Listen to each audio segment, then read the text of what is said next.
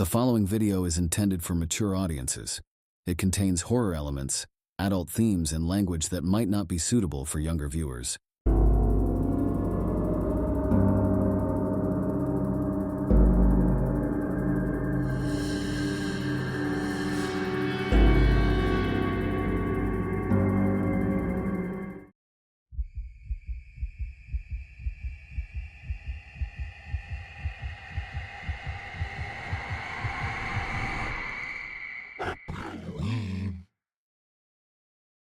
Samhain sacrifice.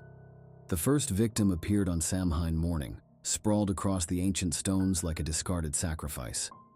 Her dark hair twined with frost, fingers clutched around purple heather blooms, skin bleached pale as winter moonlight. No blood marred the sacred ground, yet the earth beneath her felt wrong, cold and hungry, as though something dark had fed there. From my cottage window, I watched them carry Margaret Campbell's body down from the stone circle, black-clad mourners winding through the misty hills like harbingers of death.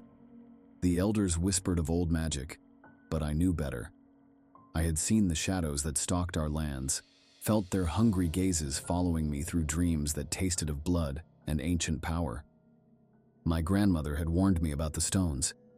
"They hunger," she'd say, her rheumy eyes fixed on the distant hill where the ancient circle stood sentinel. "They've hungered since before the Christians came. Since before the Picts carved their secrets into stone. They'll hunger still when we're all dust in the wind." I should have heeded her warnings, should have left when the dreams began, visions of blood-soaked rituals performed under crimson moons, of sacrifices that fed something ancient and insatiable. But the stones called to me, their whispers threading through my thoughts like poison silk. The second victim appeared as winter's grip tightened around our Highland village. Bridget MacLeod was found arranged like a grotesque artwork among the ancient rocks. Her body was contorted in ways that defied natural anatomy, joints bent backward, spine twisted into an impossible spiral. The medical examiner later resigned after completing her autopsy, leaving behind cryptic notes about internal architecture that shouldn't exist in human bodies. Her face frozen in an expression of ecstasy, fingers clutching heather blooms, body drained of all vitality. The police found no marks, no signs of violence, just another young woman whose life had been consumed by something that left no trace. I knew I should tell them about the dreams, about the shadows I'd seen moving between the stones at twilight. But who would believe me? How could I explain the way the victims appeared in my sleep before they were found, their faces contorted in that same terrible ecstasy as something ancient and hungry fed upon their essence? The dreams grew stronger with each death. I would wake to find myself standing at my window, arms outstretched toward the stone circle, ancient words I shouldn't know spilling from my lips. The shadows watched me, patient as the mountains themselves, waiting for something I couldn't understand. In my grandmother's attic, hidden beneath floorboards that groaned with age, I found a journal bound in leather that felt too much like human skin. Its pages, written in a hand that seemed to shift and change as I read, told of ancient beings that had once walked openly among men. They fed not on flesh or blood, but on something deeper, the very essence of life itself. The journal spoke of a bargain struck in 1692, when the old powers still held sway. 7 families had offered themselves as vessels during a ritual that lasted 7 days and 7 nights.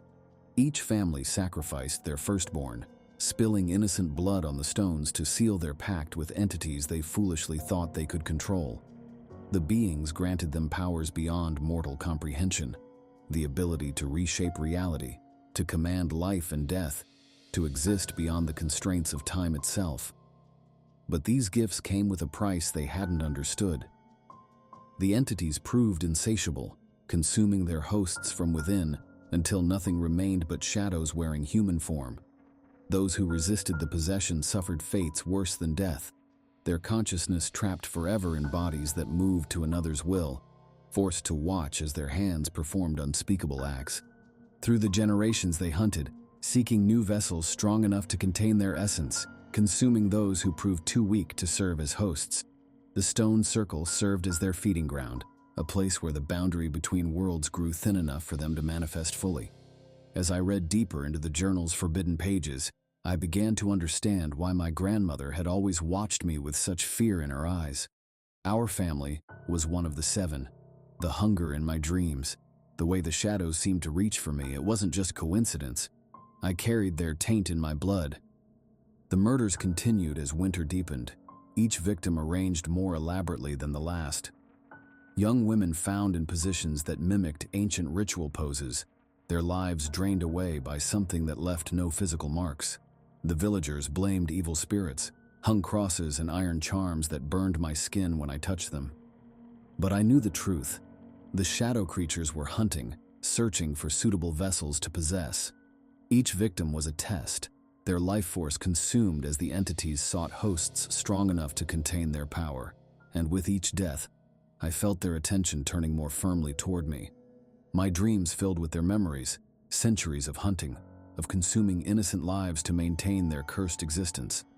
I saw how they had twisted the ancient magics, corrupting sacred sites with their hunger.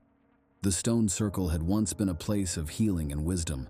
Now it thrummed with dark energy, ravenous for sacrifice. The police brought in specialists, experts in ritual killings who spoke of cults and serial killers. The lead investigator, Detective Morrison, went mad after spending one night observing the stones. They found him the next morning, scratching symbols into his skin with a shard of rock, muttering about the geometry of hunger and the mathematics of consumption. His notebooks contained drawings and diagrams of impossible angles and spaces that seemed to extend beyond the page itself. When they committed him to the asylum, he spoke of how human evil was nothing but a candle flame beside the supernova of malevolence that stalked our lands. The shadow creatures, he claimed, weren't just older than civilization. They were older than time itself, their hunger as fundamental as gravity, their consciousness vast enough to encompass universes. I tried to warn them when they announced plans to stake out the stone circle, tried to explain that mortal weapons would mean nothing against beings that could slip between shadows and wear darkness like a cloak. They found the officers the next morning, arranged in a perfect circle around the center stone, their faces frozen in that same terrible ecstasy, bodies drained of all vitality. The shadows grew bolder after that, manifesting in ways that strained sanity. They no longer hid at the edges of vision, but moved openly through the village at night, wearing shapes that violated the laws of physics and perception. Children began speaking in ancient languages during their sleep, their eyes rolling back to show only whites as they prophesied doom in tongues that hadn't been spoken for millennia. Household pets vanished, only to return days later with altered anatomies. Cats with too many joints in their legs, dogs with multiple rows of teeth extending down their throats. The very air grew thin and strange, carrying scents that triggered memories that couldn't possibly belong to human minds. Reality itself seemed to be unraveling, the boundaries between matter and shadow, form and void, becoming increasingly unstable. I spent days studying the journal, searching for any weakness in the shadow creature's power. The text spoke of ancient wards, of protective circles drawn with salt and blood, of words that could temporarily bind the entities.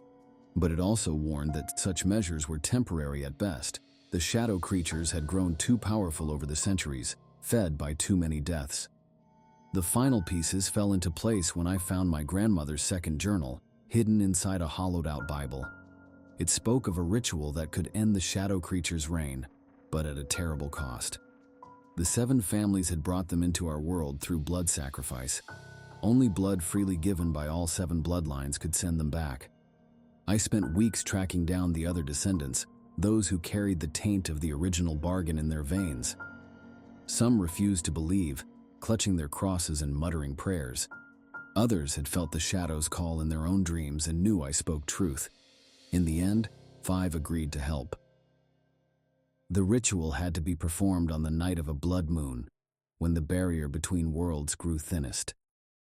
We gathered at the stone circle as darkness fell, our preparations masked by a storm that seemed to shake the very mountains.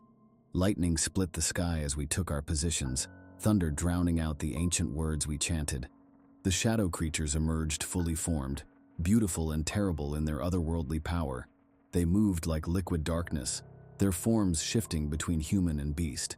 their voices promising everything we could ever desire if we'd only submit to their possession. They showed us visions of the power we could wield as their vessels, the centuries we could live unfettered by mortal limitations. For a moment, I felt myself wavering.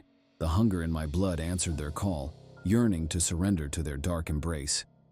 But then I saw the faces of their victims in my mind, all those innocent lives consumed to feed their insatiable appetite.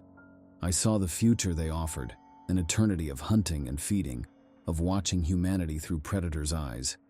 As their shadows reached for us, we turned their own magic against them. 6 bloodlines joining power, using the very hunger they had cursed us with as a weapon. Our combined strength created a vortex of energy, a maelstrom that tore the shadow creatures from our reality. They fought, of course. Their screams shook the ancient stones as they attempted to maintain their hold on our world. They called up visions of power and pleasure, tried to tempt us with promises of immortality. When that failed, they showed us horrors, visions of what they would do to our loved ones if we continued our resistance. But we held firm, our combined will forcing them back toward their own realm. As the ritual reached its peak, I understood why the journal had warned of a terrible cost. I could feel my life force draining away, fueling the magic that would seal the shadow creatures away forever. Each of us was giving up years of our lives, burning away our own essence to power the banishing. The entity that had been waiting in my blood fought hardest of all. It showed me memories of what I could become as its vessel, the power I could wield, the knowledge I could gain. For a moment, I felt myself slipping, tempted by its promises. Then I remembered my grandmother's warnings, saw again the faces of all those innocent victims, and made my choice. I poured everything I had into the ritual, not just years but decades of my life burning away like paper in a flame. The other participants followed suit, our combined sacrifice finally proving too much for the shadow creatures to resist. They screamed as the magic consumed them, their forms dissolving into the standing stones. The very ground shuddered with the force of their destruction, and the stones glowed with an eldritch light that seared our eyes. When it was over, 5 of us remained. The 6th, an old man whose family had helped bind the creatures centuries ago, had given everything he had to ensure our success. We found him sprawled across the center stone, his face peaceful in death, a smile of triumph on his lips. The shadow creatures were gone, their hunger finally silenced. But we who survived were changed. Our sacrificed years showed in our faces, hair turned white, skin lined with age that hadn't been there hours before. Some had aged decades in a single night. I looked in a mirror afterward and saw my grandmother's eyes staring back at me. The stone circle stands silent now, its hunger dissipated. The police never solved the murders, filing them away as an unsolved serial killer case. The villagers whisper about curses and evil spirits, but slowly life has returned to normal. Children play in the shadow of the ancient stones without fear, though their parents still hurry them home before twilight. Sometimes, in the depths of night, I wake to find myself standing at my window. But the dreams that come now are no longer of blood and power. Instead, I see the faces of those we saved. All the potential victims who will never know how close they came to being consumed by an ancient evil. The price we paid was high, measured in decades of life surrendered to power our ritual. My hair turned white that night, my skin mapping decades I haven't lived. But when I think of the alternative, of shadows wearing human forms stalking through our world, of endless sacrifices feeding undying hunger, I know we made the right choice. The ancient powers are sleeping now, their hunger finally silenced. But sometimes, when mists cloak the hills and darkness creeps between the stones, I wonder. For the journal spoke of cycles, of ancient powers that can never truly die but only slumber. And in my darkest dreams, I still hear whispers promising that someday, when the stars align and the blood moon rises once more, the shadows will hunger again.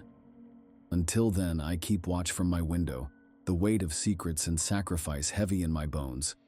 For I know now that there are worse things than death, ancient hungers that can consume not just life, but soul, powers that twist love into possession and turn sacred places into feeding grounds. And I know that sometimes, The only way to fight darkness is to sacrifice everything you are to ensure it cannot spread. The other survivors and I meet occasionally, sharing knowing looks over drinks at the local pub. We never speak of that night, of the years we surrendered, or the horrors we witnessed. But sometimes, when the wind blows cold from the hills and shadows lengthen toward evening, I see the same knowledge in their aged eyes. The understanding that while we may have won this battle, the war between light and darkness is eternal. And somewhere in the depths of night, ancient powers still dream of hunger and possession, waiting for the day they can rise again.